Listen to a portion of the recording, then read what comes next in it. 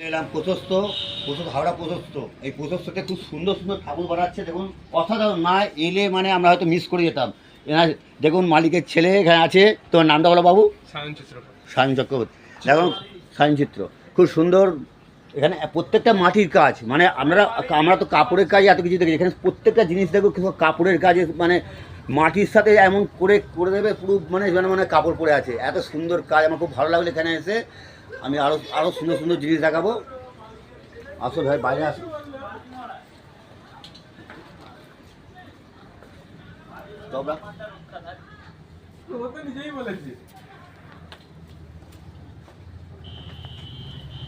প্রত্যেকটা কাজ মানে দেখার মতো, সব মাটির কাজ এখানে। এইটাই একটা দেখার মতো জিনিস আছে, যে মাটির কত সৌন্দর্য, হাতের কাজ।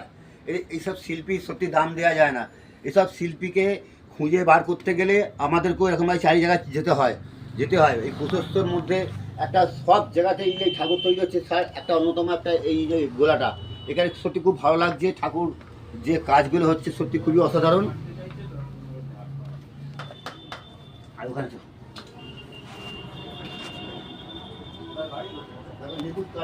দেখুন ওনারা কাজ করছে, হাতের কাজ, হাতে করে তৈরি করছে সব জিনিসগুলো।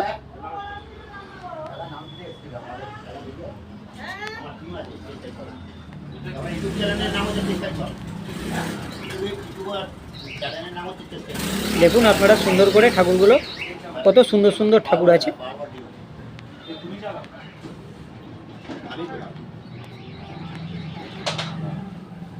পুরোটাই মাটির কাজের উপরে, মাথার চুল থেকে আরম্ভ করে কাপড় সবই আপনারা দেখতে পাবেন। যখন এগুলো ফিনিশ হবে তখন আরও সুন্দর ফুটে উঠবে, দেখবেন। এই দেখুন মিস্ত্রি দ্বারা সব কাজ করছে।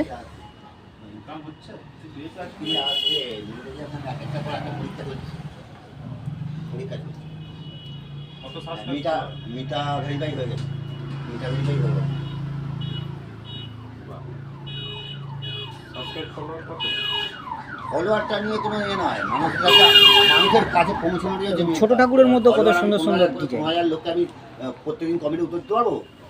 সম্ভব নয়। অত ফলোয়ারটা গুরুত্ব না, গুরুত্ব হচ্ছে মানুষের কাছে পৌঁছানোটা।